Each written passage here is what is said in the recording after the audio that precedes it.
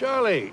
Hey, Richie, darling, how are you? I'm really missing you, Charlie. I'm looking forward to seeing you. Yeah, me too, bruv. Good. Well, go home and don't miss your plane. Over my dead body. Good morning, Ian. Morning. Lovely to meet you. Nice to meet you. Watching the film, one of the lines of dialogue that kind of stood out for me that you said was about retribution, karma and payback. We get this in abundance, don't we, in this film? I think we do, yes. I think that's almost the theme of it, really, isn't it? Yes, going out and punishing the wrongdoers and things. Yes, it is, yeah. How did you become attached to the project? Because you don't live in the UK, do you? No. Well, my agent occasionally sends me an email, and the first line of it always is, "I don't suppose you'll be interested in this." And this was this movie, which are few and far between these days. You know, they don't come up very much. It's an age thing. You know, the older you get, the less they're rolled. The people aren't. And I read this and I thought, well, this is the most wonderful part, because when, you know, it's a part written for an older man. For all four of us are older men. And also, it's something outside my range. I hadn't really played a character like this before. So I jumped at the opportunity. I said, yes, I am interested to my agent, very interested indeed. And that's how it came about, really, yeah. Did you chat with Sacha beforehand? He and I Skyped. So there he was, and he's looking at me. And we had this extraordinary conversation where I said to him, there's only one concern I've got, and that is that when we've got James Cosmo and Chris Ellison and James and Tony Denham and Berkoff, I said, is it believable that I'm the leader of this gang? Because they're all much harder men than I am in real life. And Sacha said, no, you don't understand. You're the George Clooney of the group. You're the brains. I went, okay, fine. That's no problem then. If that's believable, then that's great. You know the Cray twins. He was just like them. So, what's the score, Richie? They're nasty little piglets. And I would really like to hear them squealing before the end. That sounds like fun. I'll dig my blades out. One of the strong themes for me as well that threaded throughout the film was one of respect. Actually, is that something that resonated with you when you read the script? I suppose so, yes. I mean, I think it is a slight fantasy, it has to be said, to say that the older gangsters have a greater degree of honour or respect than the young ones. I think that's a nice fantasy. I mean, Jonathan Southcott, our producer, said the other day in an interview that the idea that during the Crays and the Richardsons you could leave your door unlocked, he said, quite honestly, I think is a fantasy. But that's certainly part of the idea of the movie, was that the old school had a code of honour. I mean, in the script, for instance, I made quite sure that I never swore in front of a woman. So I'm effing and blinding all the time through the movie, which also, by the way, was a departure for me. Somebody said to me the other day, I never heard you swear in a movie. I said, I don't think I ever have. I always play those characters who didn't. That's one of the reasons I was attracted to the part. But when I was with Lisette Anthony or with little Denny Dyer and things, I didn't. So I thought that was part of the kind of honour code thing. Definitely. Yeah. And with regards to your character, I saw him as, like you say, the George Clooney is very smooth and suave. Is that how you saw him as well? I suppose so. I obviously knew I couldn't compete in the kind of violent sort of heavy mob area. Nobody would believe that with me, you know. So I thought that's the way to do it, I thought, you know. Also try and make him quite funny, really, you know, quite amusing, quite witty, you know.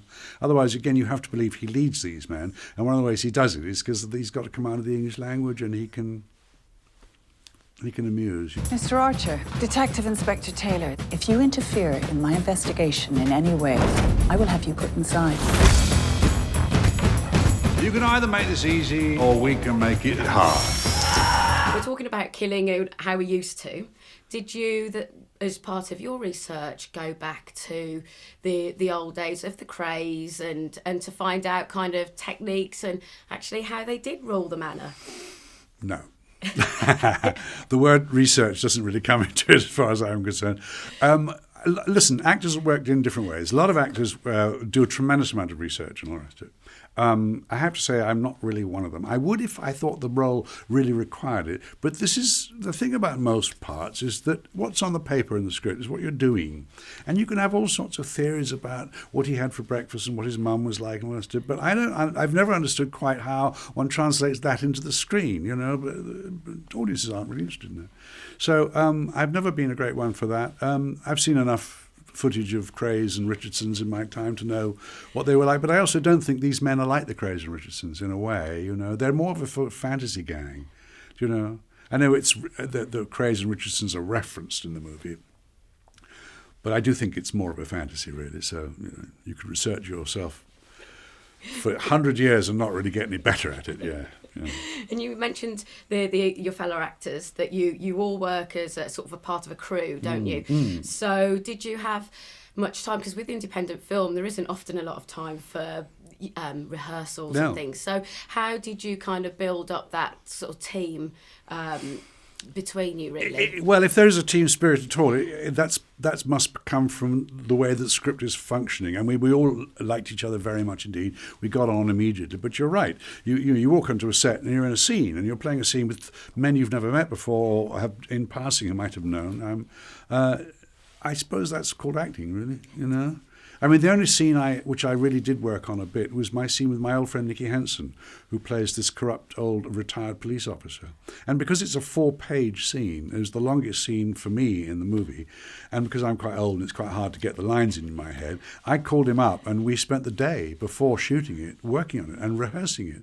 And we walked on the set, and apparently they had budgeted this scene to last till about 11 o'clock at night.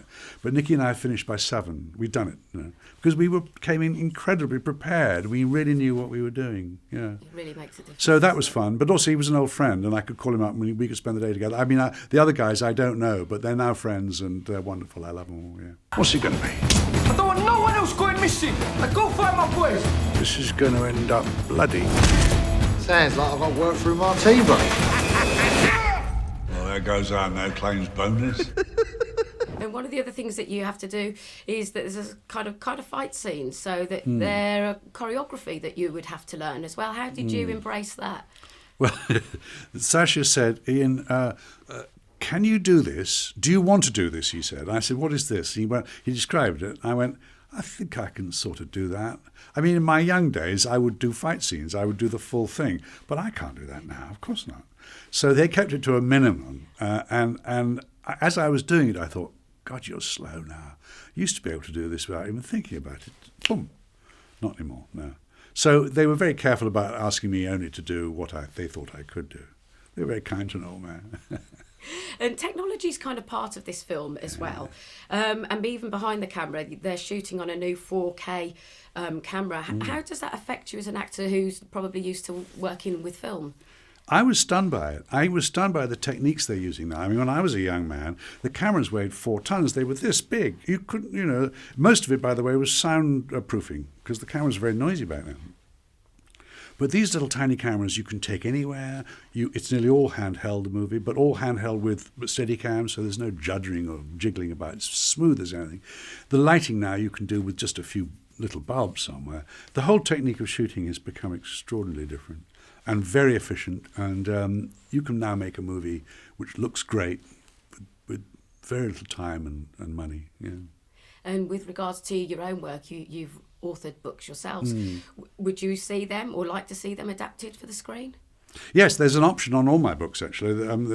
It was originally sold to Warner Brothers, and the Warner Brothers had the books for about 5 years, and then it kind of went off the boil, and I thought that was the end of it, and then we just simply resold them to another company, and nothing's happened yet, but I mean, they're paying the options, so that's nice. It's, you know, every 18 months they have to renew the options on the books. Yes, I hope they do make a movie, because being an actor, I wrote them like a film script, in a way. I see it in my head, and then I write it down.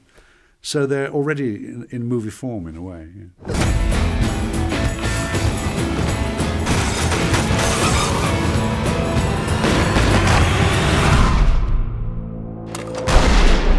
What's your old for this lock?